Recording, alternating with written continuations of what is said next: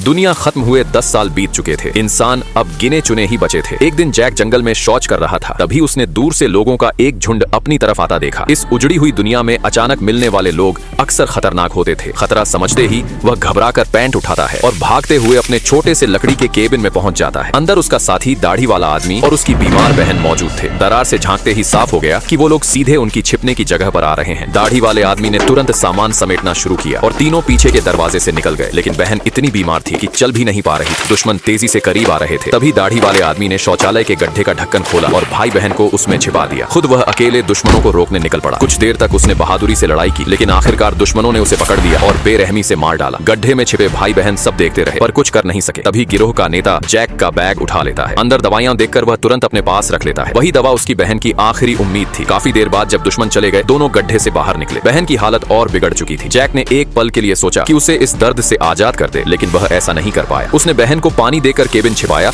और दवाइयां वापस लाने के लिए निकल पड़ा। जंगल में भटकते हुए उसकी टांग बुरी तरह घायल हो जाती है और रात होते ही आसपास जंगली डॉग्स मंडराने लगते हैं। जैक बुझती आग को फिर से जलाता है और पूरी रात जलती लकड़ी घुमाकर डॉग्स को दूर रखता है। किसी तरह वह सुबह तक जिंदा बच जाता है। उसे बस अपनी बीमार बहन याद आती है और वही उसे आगे बढ़ने की ताकत देती है। रास्ते में उसे एक पुराना टेंट मिलता है। अंदर एक सूखा कंकाल पड़ा था, लेकिन बैग में उसे माचिस, जंग लगी चाकू और एक सीटी मिल जाती है। इन्हें जेब में डालकर वह आगे बढ़ता है और जल्द ही उसी खतरनाक गिरोह के कैंप तक पहुंच जाता है। मौका देखकर वह चुपके से अंदर घुसता है और दवाइयां ढूंढने लगता है, लेकिन बैग खाली था। तभी एक महिला वापस आ जाती है और जैक मजबूरी में उस पर हमला कर देता है। थोड़ी देर में बाकी लोग भी लौट आते हैं। जैक छिपकर सब देखता रहता है। वह देखता है कि वे लोग एक छोटे लड़के को पकड़ कर लाए हैं और उसे खाने की तैयारी कर रहे हैं। मौका मिलते ही जैक चुपके से लड़के की रस्सी काट देता है और वह भाग निकलता है। इसी अफरा तफरी में जैक को एक बंद लकड़ी का बॉक्स दिखता है। उसे शक होता है कि दवाइयां उसी में छिपी हैं। रात भर छिपे रहने के बाद सुबह वह धीरे से उनके नेता की गर्दन से चाबी निकालता है, बॉक्स खोलता है और सारी दवाइयां लेकर भाग जाता है। गिरोह तुरंत उसके पीछे पड़ जाता है और जंगल में खतरनाक पीछा शुरू हो जाता है, लेकिन जैक किसी तरह उन्हें चकमा देकर बच निकलता है। कुछ देर बाद वे लोग उसे पकड़ लेते हैं और बांधकर आग जलाने लगते हैं। साफ था अब जैक ही उनका अगला खाना बनने वाला है। तभी उसकी नजर